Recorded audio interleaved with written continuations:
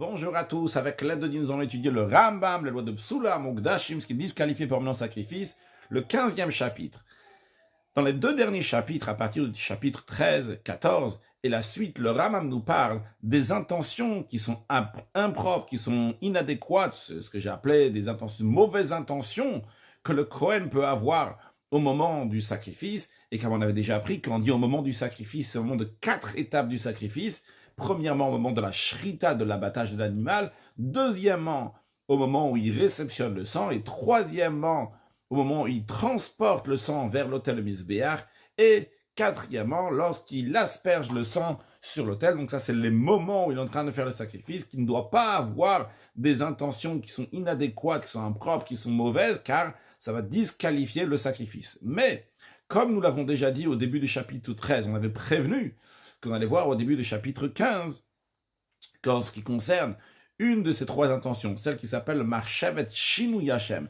Donc l'intention qui modifie la désignation, c'est-à-dire si le Kohen, il a pris un sacrifice, donc qui est tel type de sacrifice, et il a dit dans son intention, c'est pour un autre type de sacrifice, il a fait exprès, comme nous allons voir dans ce chapitre, eh bien il a disqualifié le sacrifice. Mais on verra qu'est-ce que ça veut dire disqualifier. On avait dit, déjà en chapitre 13, on avait prévenu qu'on allait l'apprendre, que ce n'est pas disqualifié totalement, mais c'est uniquement que les propriétaires ne sont pas quittes de leurs obligations. Toujours dans Marshevet Shinui Hashem, un mot qu'on ne va pas toujours traduire dans la suite, donc l'intention du Kohen qui modifie la désignation, c'est pas seulement désigner un sacrifice et en échange il a désigné un autre sacrifice, c'est aussi si à la place de désigner le propriétaire, donc par exemple Rouven, il a désigné que ce sacrifice-là est pour quelqu'un d'autre, pour Shimon. D'ailleurs, cette différence-là, dans Marshevet Shinui Hashem, dans le contexte de modifier une désignation, il y a deux sortes de shinouim dans ça même, de shinouim en hébreu, de changement. Il y a un qui s'appelle le shinui kodesh et un qui s'appelle le shinui be'alim. Le shinui kodesh, c'est pas des textes qu'on va voir dans le Rambam, c'est juste donc oralement que je dis. Donc shinui kodesh, c'est un changement dans la sainteté même, c'est-à-dire qu'il a changé, il a modifié tel sacrifice et il l'a modifié vers un autre sacrifice. Donc c'est shinui kodesh, ça reste encore dans un contexte saint. En revanche, toujours dans le contexte de Marshevet Shinui Hashem, dans une intention qui modifie la désignation, il y a aussi ce qu'on appelle le Shinui Be'alim, le changement de propriétaire. Donc c'est les deux catégories qu'il y a dans le Marshevet Shinui Hashem. Première catégorie, donc lorsqu'il change de désignation du type de sacrifice. Deuxièmement, lorsqu'il change de désignation, le propriétaire. Et c'est de ça que nous allons parler dans ce chapitre. Perek Hamisha Asar Halacha Aleph. Kol hazrachim shenishretu b'marshevet shinui Hashem, tous les sacrifices qui ont été abattus avec une intention donc, qui modifie la désignation, ben bekorbenot yachid, que ce soit des sacrifices d'un particulier et d'un individuel, ou ben bekorbenot tzibur, que ce soit des sacrifices communautaires, ksherim, ils sont valables, ils sont kashers. Seulement quoi? C'est quoi le problème? C'est quoi le pasoul? Qu'est-ce qui est disqualifié ici? Et là, chez Lo'al ou la Be'al, ils ne comptent pas pour l'obligation de leur propriétaire. C'est le propriétaire qui devait amener tel et tel sacrifice. Vu que le Kohen, il a eu une mauvaise intention, une intention qui est inadéquate, donc en l'occurrence celle de Marshevet Shinui Hashem, parce que pour les autres intentions, ça le rend totalement pasoul, disqualifié. Les autres intentions qu'on n'a pas parlé dans ce chapitre-là, qu'on avait appris dans les chapitres d'avant, Shinui Azman ou Shinui Makom, on ne va pas répéter ça maintenant. Donc, en tous les cas, en ce qui concerne le Marshevet Shinui Hashem, eh bien, le sacrifice, il est kasher. Seulement, les propriétaires ne sont pas quittes de leur obligation. Mais il y a quand même des exceptions dans ça même qui vont totalement disqualifier le sacrifice. Quel sacrifice sera totalement disqualifié? Chutz mina chatat. L'exception, c'est le sacrifice expiatoire, veha pesach, et le sacrifice pascal, shimnasu b'marshevet Shinui Hashem.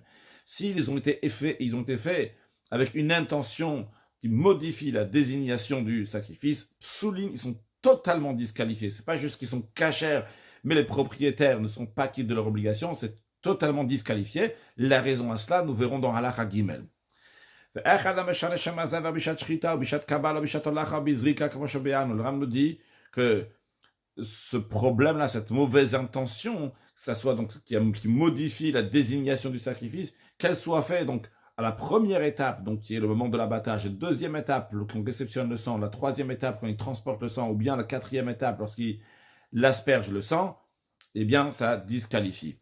Keitzad, comment ça? Quand est-ce qu'on dit que les propriétaires ne sont pas quittes? Imaginons que le propriétaire a amené un sacrifice holocauste, et le Kohen, ou même quelqu'un qui n'est pas Kohen, d'ailleurs, qu'on avait dit dans le chapitre précédent, même quelqu'un qui n'est pas Kohen peut faire la shrita, mais il a fait la shrita, donc l'abattage rituel, à la place d'avoir l'intention que c'est un sacrifice holocauste, il a fait ça en désignant ça que c'est un shlamim, c'est un sacrifice de paix. Eh bien, lo alat la be'alim. Eh bien, ce sacrifice-là ne compte pas pour les propriétaires, lo mishum ola. C'est bon, on ne peut pas dire Rouven, le propriétaire qui a amené ce sacrifice-là, bon, il a quand même amené un sacrifice. Non, il a ni amené ni un sacrifice holocauste, qui était désigné de ça à la base. Shem chayavim ba, que le propriétaire devait amener cet holocauste. Lo mishum shlamim. On ne dit pas non plus, vu que celui qui a fait la shrita, il a eu l'intention qu'à la place d'un hola, ça va être un shlamim. Oh, moi, les propriétaires, ils ont amené un sacrifice de shlamim. Non. Et la chayavim la vizel achacher, il doit amener un autre sacrifice, donc pour son hola, pour son holocauste. Vechen, de même, jusqu'à là, le Ramel a parlé de Shinui Kodesh, un changement de marché avec Shinui Hashem, dans un contexte de Kodesh de sainteté, d'un sacrifice à un autre sacrifice. De même, si c'est le Shinui Be'alim, qu'il a le Kohen, ou celui qui a fait la Shrita, il a pris donc l'holocauste que Rouven a amené, et il a désigné pour Shimon. Lo alat lo li Rouven, velo li Shimon. Ça compte ni pour Rouven, ni pour Shimon, bien qu'il a fait la Shrita à l'intention de Shimon. Mais, dans quel cas s'applique ces lois-là qu'on a dit donc dans Shinui Hashem, qu'il a l'intention qui a modifié cette désignation, mais chez Akar, chez Mazever, Bezadon, si celui qui a officié, il a intentionnellement changé la désignation. Avalim Tavedima, chez Zoaola, Shlamimi. Mais s'il a fait une erreur, lorsqu'il a modifié, lorsqu'il a changé, il n'a pas eu de mauvaise intention, il n'a pas fait exprès. Il s'est trompé. Il a pris un sacrifice sur le coste. Il croyait que c'était Shlamim. Donc il a pensé que c'était Shlamim. Et donc, tout ce qu'il a officié avec, donc il a fait la shrita, quand il a réceptionné le sang, lorsqu'il a transporté le sang, lorsqu'il a aspergé, tout ça il a fait pour Shlamim. Eh bien, quand même, Alat Label Mishem Chova, eh bien, ça compte pour les propriétaires pour acquitter leur obligation d'amener un sacrifice holocauste. Vechen, il en de même aussi. Hachatat ve'apesach, pour le sacrifice expiatoire, le sacrifice pascal, que nous avons dit que s'il a une autre intention, ça le disqualifie totalement, c'est même pas kasher. Le Rav nous dit, c'est aussi ce qu'on vient de dire, que chez Asato Marshavet Shinui Sham Betaout, si la raison pourquoi il a modifié la désignation de ce sacrifice-là, c'est par erreur, non pas intentionnellement, eh bien, Ksherim, même le sacrifice expiatoire, même le sacrifice pascal sera valide. Pourquoi Shakira Betaout et Nakira, car la désignation d'un sacrifice qui a été déraciné par erreur n'est pas considérée comme déraciné dans le sens que c'est plus un Ola, c'est un Shlamim. Vechen, de même. Il en a même aussi pour Ola Taof. En ce qui concerne le sacrifice holocauste oiseau, que la manière comment on l'offre, ce n'est pas en faisant la shrita, l'abattage rituel, mais c'est en melika, en rompant le cou de l'animal. Shemlaka, donc au moment où il a fait la melika, au shemitzadama, ou bien au moment où il a fait l'expression du sang sur l'autel, Marshavet Shinui Hashem. Donc il a eu l'intention donc pour un autre sacrifice, ou bien pour un autre propriétaire. Ksheira velo alat la be'alim. Elle est cachère, mais elle n'est pas valable pour les propriétaires. Ils ne sont pas quittes de leur obligation.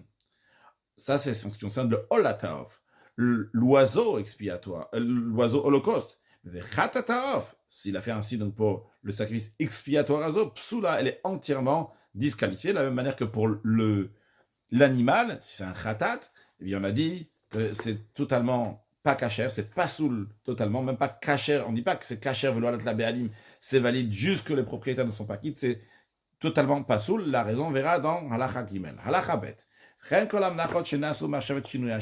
De même, toutes les oblations, jusqu'à là, le Ramen a parlé des animaux, des oiseaux.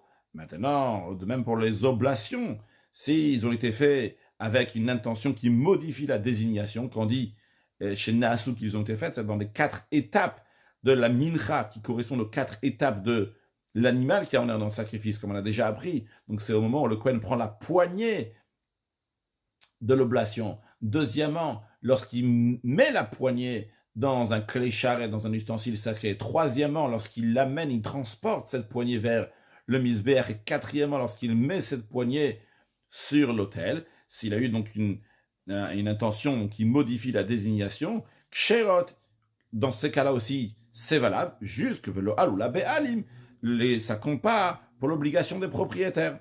Chut, nous avons encore une fois une exception, même deux exceptions, mais minchat choté, l'oblation du fauteur. Que lorsque minchat knaot, de même l'oblation de jalousie littéralement, donc c'est l'oblation que la femme soupçonnée d'adultère amène au temple. S'il a pensé une des 4 étapes du service, une intention qui modifie la désignation, psulot, ils sont totalement disqualifiés. La raison, on verra dans la Chayu Gimel. Le Ram nous explique Shinui Hashem mincha keitzad, changer la désignation d'une oblation comme cela. Donc le Kohen, il a pris donc une poignée d'une oblation qui était une oblation apportée pour un don volontaire. Et lui, au moment où il a pensé, son intention, au moment où il a pris cette poignée, c'était l'Eshem Minchat Chot, et il a fait ça au titre de l'oblation d'un pécheur. Ou bien un autre exemple, au Machachet, l'Eshem Machavat, au moment où il a pris la poignée d'une oblation qui est Machachet, donc qui est fait pour une poêle qui est profonde, dans laquelle il y a beaucoup d'huile, et il a fait ça au nom donc d'une oblation qui est machavat, qui est fait sur une poêle, qui n'a pas beaucoup de bord, où il y a un tout petit bord, où il n'y a pas beaucoup d'huile. Au machavat, il n'y a pas beaucoup d'huile, c'est-à-dire que c'est fait de manière qu'il ne va pas y avoir beaucoup d'huile parce que c'est plat.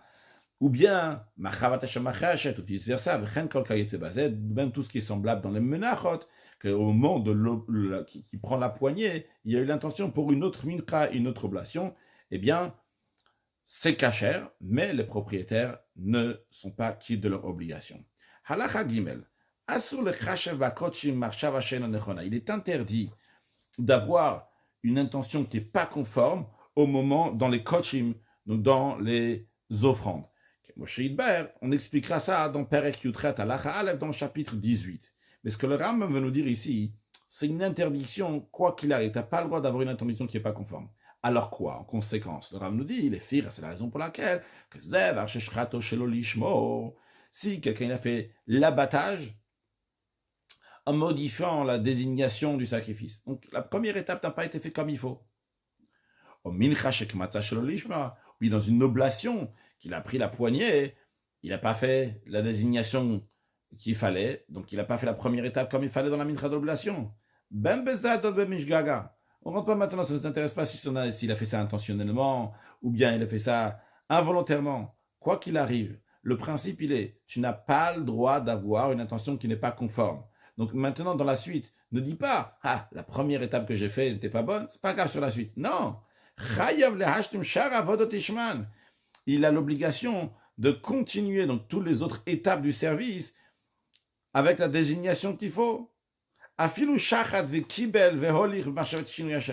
Même s'il a fait les 3 premières étapes, l'abattage, la réception du sang, le transport du sang, avec une intention qui modifie la désignation du sacrifice, donc ce n'est pas le bon sacrifice, eh bien quand on dit la 4e étape, lorsque tu vas asperger ce sang, tu dois le faire avec la bonne intention. Maintenant, le Rambam revient à ce qu'il dit dans l'Acha Aleph, dans l'Acha Bet, en ce qui concerne donc, certains sacrifices, que même que Marshavet Shinui Hashem en général, c'est kasher, juste que les propriétaires ne sont pas quittes. On a dit pour le Khatat, pour le Pesach, Minchat Chote, ça c'est Minchat Knaot, tout ça, ça doit être obligatoirement avec l'intention, la bonne intention. Alors là, on dit,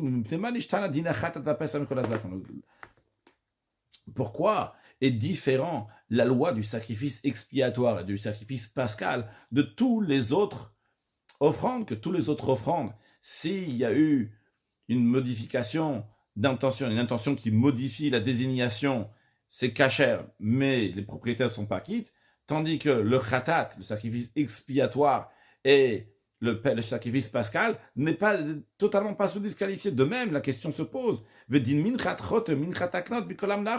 en quoi est différente la loi de l'oblation du fauteur et de l'oblation de jalousie, de toutes les autres oblations. Donc toutes les autres oblations, si on les a amenées avec une intention modifiant la désignation, c'est cachère, juste que les propriétaires ne sont pas quittes de leur obligation, mais en ce qui concerne l'oblation du pécheur et l'oblation de jalousie, elle est tout à fait disqualifiée si il y avait l'intention qui modifiait la désignation. La raison, elle est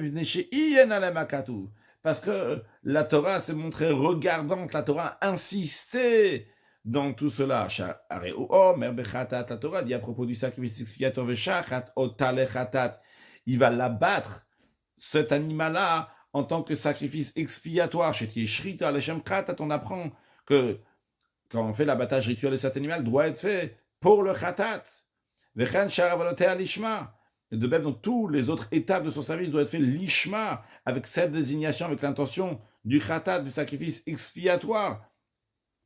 D'où on apprend donc qu'on n'a pas le droit de faire un shinui kodesh, quel que soit le changement, même dans un contexte de sainteté, ce n'est pas bon, même si tu as changé un khatat avec un hola.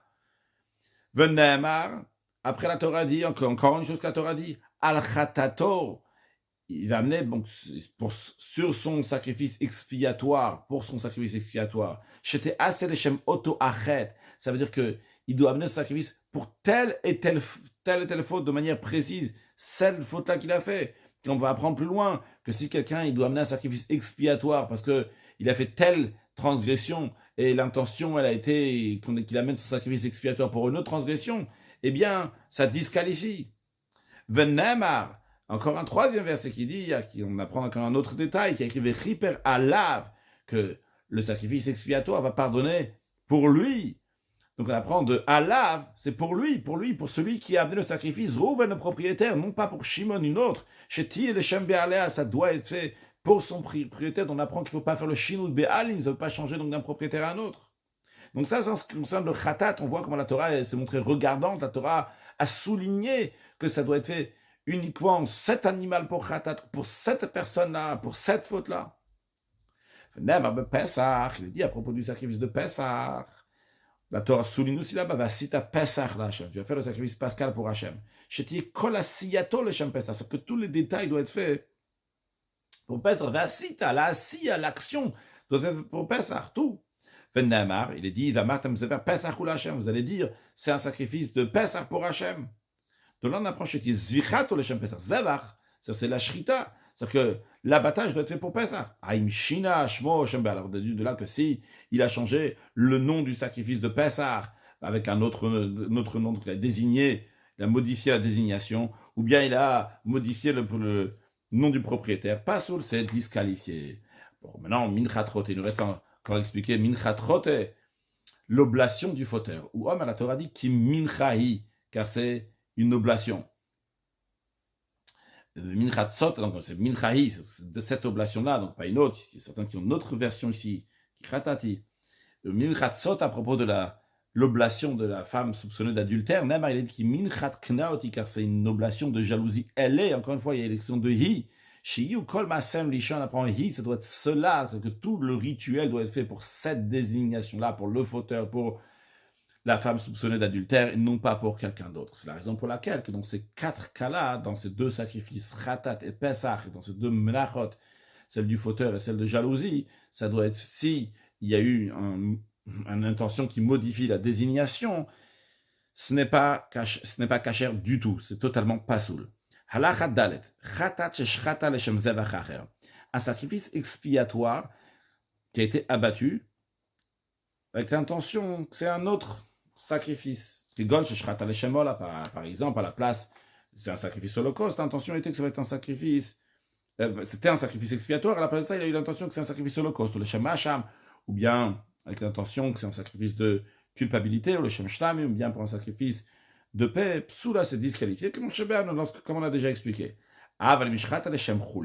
Ici, il a abattu en tant qu'un usage profane, non pas pour un sacrifice. Un réseau de Sheila, eh bien, c'est valable. Vélo à la tlabéalim, mais ça ne compte pas pour l'obligation du propriétaire. Comment ça, le Ram s'explique dans la Chaï? Mais puis à Shmuel, nous, par tradition, on a appris. Chakochim, Chalim Kochim. Que une sainteté peut profaner une autre sainteté. C'est-à-dire qu'une intention, une sainteté peut profaner une autre sainteté. L'exemple qu'on vient de donner, par exemple, c'est un sacrifice expiatoire. Il a pensé que ça va être un sacrifice, l'intention d'un sacrifice holocauste. L'holocauste, c'est aussi un kodesh, c'est aussi quelque chose qui est saint. Donc, ça disqualifie l'autre sainteté, le khatat. Mais les profanes ne profanent pas les saintetés. Donc, si c'était un khatat et il a eu l'intention d'un usage profane, eh bien, le profane ne va pas profaner la sainteté, le khatat. Donc, il sera kasher, mais il ne sera pas valable pour les propriétaires. Halachavav. Shrata leshem chet acher. Si lorsqu'il a battu pour le sacrifice expiatoire, pour le propriétaire, mais il a pensé à une autre faute. C'est-à-dire, Kegon, par exemple, le propriétaire, Rouven, il amène son sacrifice expiatoire parce qu'il a mangé des graisses interdites. Ou Shrata, mais celui qui a fait l'abattage, il a fait la shrita avec l'intention à la chilat dam, que Rouven, il a consommé du sang.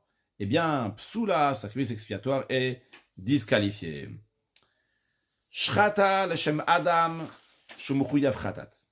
Non, si celui qui a fait la shrita, à la place de penser à Rouven qui a amené ce sacrifice-là, il a eu l'intention d'une autre personne, par exemple de Shimon, que Shimon aussi doit amener un sacrifice expiatoire. Afilu khatat shenakvua. Même si l'autre personne doit amener un sacrifice expiatoire, non pas un sacrifice expiatoire qui est fixe, mais ce qu'on appelle un sacrifice olev et yoret, qui monte et qui descend littéralement, c'est-à-dire qui est en fonction de ses moyens. Mais en tous les cas, le principe qui nous intéresse ici, c'est que l'autre personne doit amener un sacrifice expiatoire. Eh bien, un réseau psoula, c'est disqualifié. Mais si le Kohen, il a réceptionné donc le sacrifice de Rouven, qui était un sacrifice expiatoire, et il fait la shrita, je dis le Kohen, ça peut être quelqu'un d'autre, encore une fois, qui n'est pas Kohen aussi, donc il fait la shrita, l'abattage rituel, mais pour qui? Il le fait pour Shimon. Et Shimon, lui, il est redevable d'un sacrifice holocauste, à réseau Ksheira.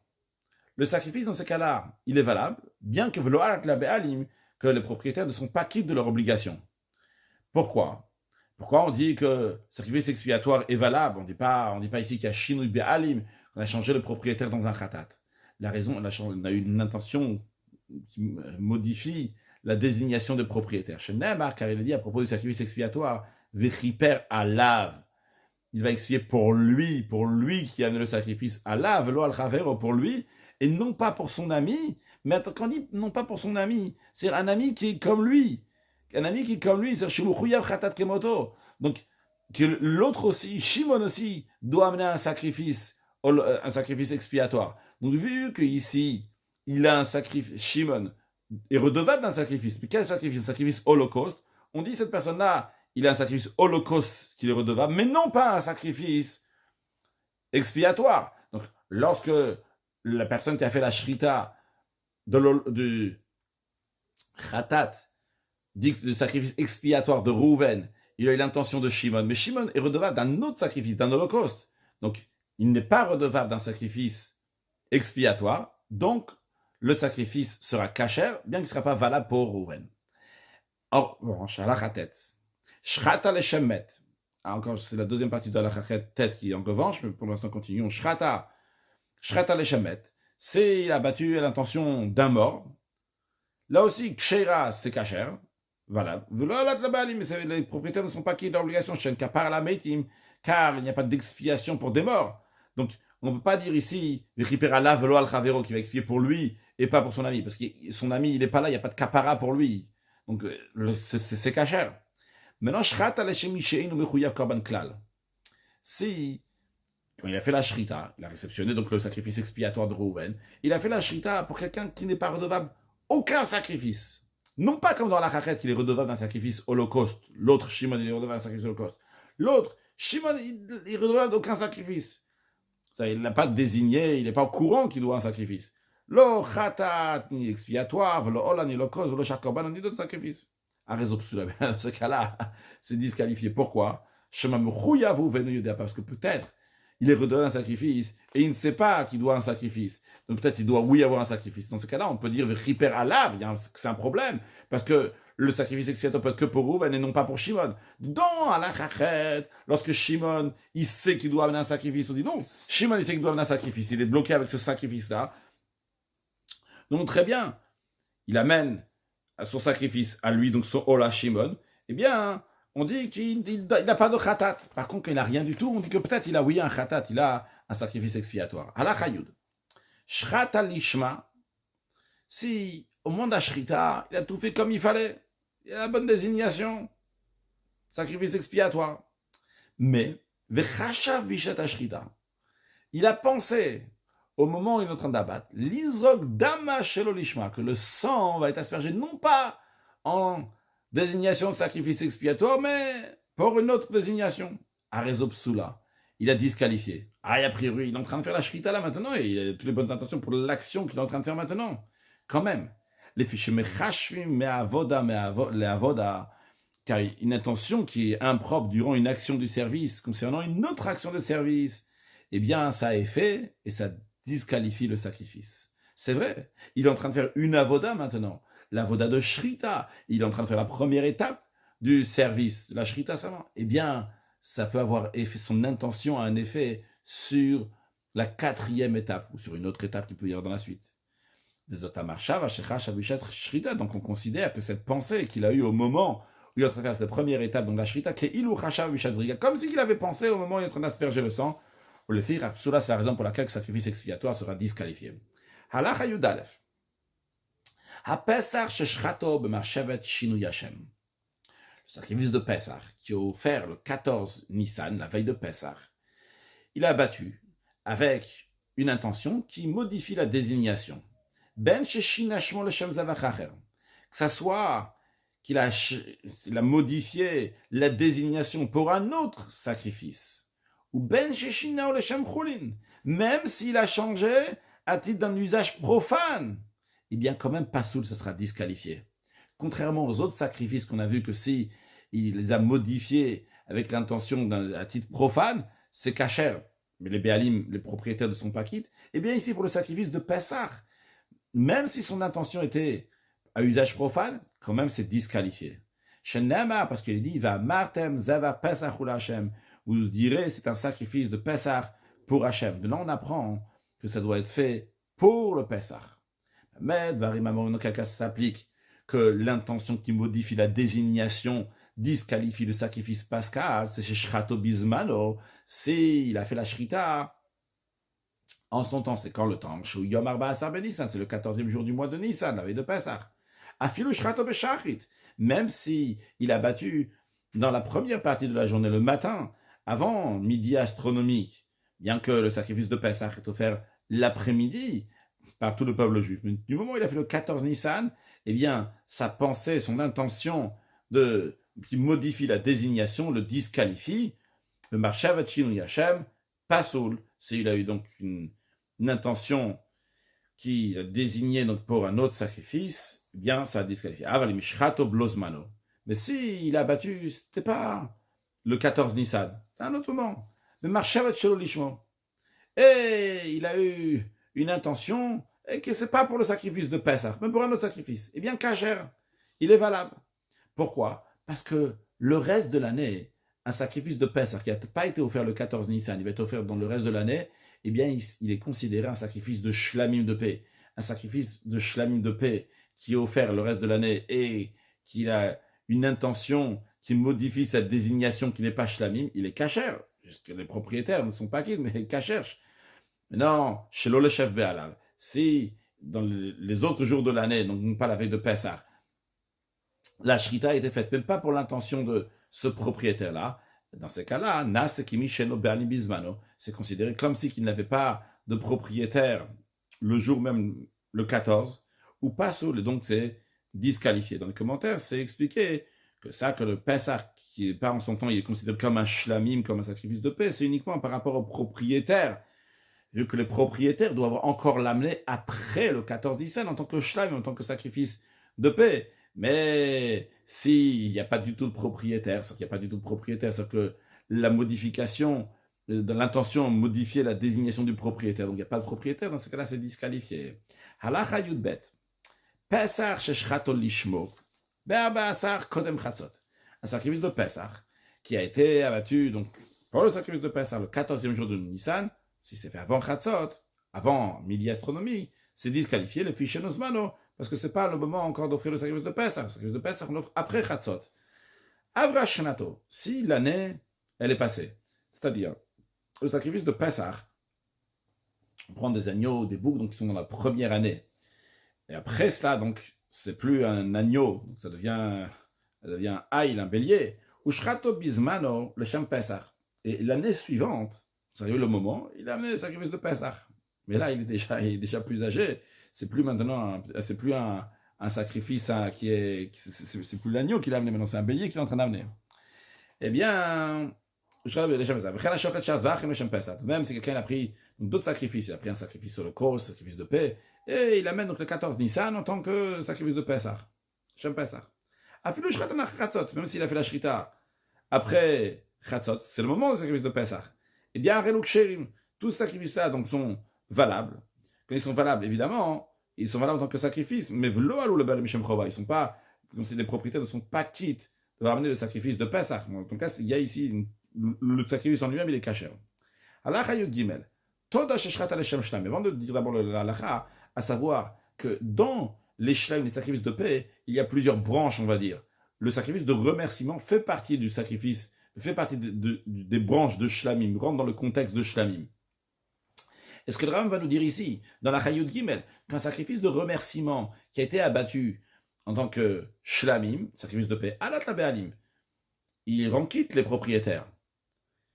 Parce que ce n'est pas considéré une modification de désignation du nom du sacrifice. Ou shlam sheshratam le shem toda, en revanche, si c'est des sacrifices de paix, mais il a modifié ça, il les a désignés en tant que toda, lo alula be'alim. Les propriétaires ne sont pas quittes. Pourquoi les fichiers toda nikret shlamim? Parce que pour la première partie de la halakha, en effet, ça marche. Parce que le sacrifice de remerciement est appelé shlamim, est appelé un sacrifice de paix, rentre dans le contexte du sacrifice de paix. Mais au shlamim, le niko toda, les sacrifices de paix ne sont pas appelés sacrifices de remerciement. Halakha yuddalet. Ola sheshrata al mi sheinu mechuyav korban klal. Quelqu'un qui a pris un sacrifice, un holocauste, et c'est Rouven qui l'a amené ce sacrifice holocauste. Il a pris, la shrita a été faite, donc pour Shimon, Shimon ne doit pas amener un sacrifice donc d'holocauste. Lo alat la be'alim. Eh bien, les propriétaires, c'est kasher, mais les propriétaires donc, ne sont pas quittes.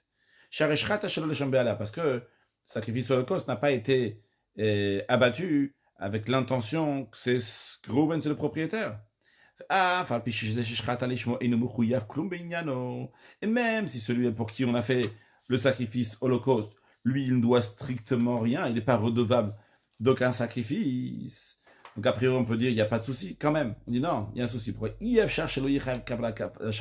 ça n'existe pas quelqu'un qui ne doit pas demander, qui n'est pas nécessaire d'un pardon pour le ciel, donc pour Hachem. Pourquoi? Ça n'existe pas un juif qui n'a pas transgressé un commandement positif. Le sacrifice de Ola vient pour pardonner le sacrifice, un commandement positif. Donc quand Rouven il a amené le sacrifice holocauste et la personne qui l'a abattu, il a une intention pour Shimon. Même si Shimon ne doit pas de sacrifice holocauste, mais on dit il doit oui un sacrifice holocauste théoriquement, vu qu'il a sûrement transgressé un commandement positif. Donc le Shimon aussi est redevable d'un sacrifice holocauste. Donc on revient au principe qu'on avait dit avant, que si la personne pour qui il a amené, pour qui la personne qui a fait la shrita a eu l'intention de quelqu'un d'autre, et l'autre quelqu'un d'autre, lui aussi, redevable sacrifice-là, eh bien, le premier propriétaire donc n'est pas quitte de son sacrifice. Halacha tetvav. Ola ba'al achar mita. Un ola, un sacrifice holocauste qui vient après la mort. C'est-à-dire que, imaginons que Rouven, il a désigné un sacrifice holocauste, puis Rouven, il est mort. Donc, c'est les héritiers de Rouven qui amènent ce sacrifice-là. Et lorsque ça a été amené au temple, le Kohen n'a pas fait pour le propriétaire, pour la personne qui était morte. Eh bien, comme c'est kasher, alat la be'alim, et elle compte pour les propriétaires, les Shem Chova pour leur obligation, c'est-à-dire qu'on dit ici, ça leur compte pour l'obligation, c'est que les héritiers ne doivent pas dire, ah là là, Reuven il a laissé son sacrifice, et ce sacrifice n'a pas été fait comme il faut, donc nous les héritiers on doit amener un autre sacrifice.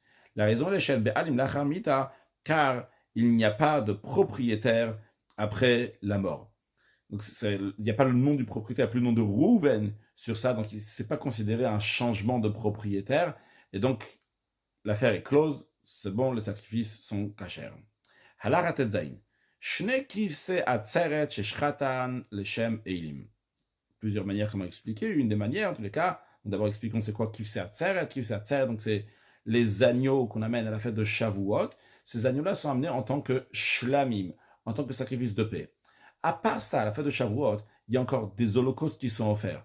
Entre autres, donc il y a des béliers qui sont offerts donc pour holocauste. Maintenant, celui qui a fait la shrita de ces deux agneaux qui sont destinés pour des shlamim, des sacrifices de paix, il a eu l'intention de les faire pour des béliers, donc c'est-à-dire pour le sacrifice holocauste.